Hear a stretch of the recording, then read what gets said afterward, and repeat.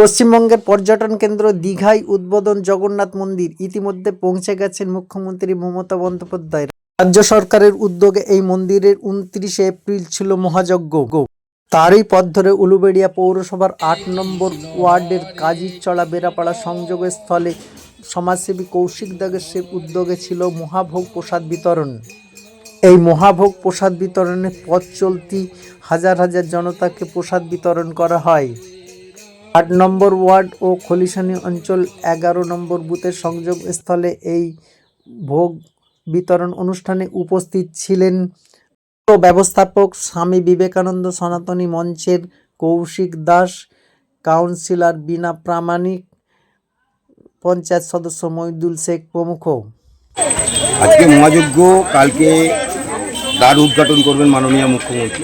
এটা সনাতনী আবেগ, এক ঐকান্তিক প্রচেষ্টা মাননীয় মুখ্যমন্ত্রী।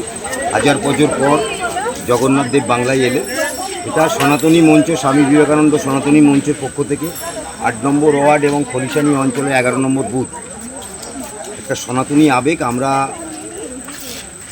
নিজেরা সিদ্ধান্ত নিয়েছিলাম যে আজকে মহাযজ্ঞ দীঘায় চলছে।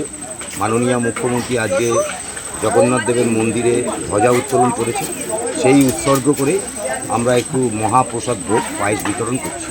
প্রায় 3 ঘন্টা ধরে 4500 মানুষকে আমরা পায়েস বিতরণ করছি। কি বার্তা দেবেন গ্রামবাসীর?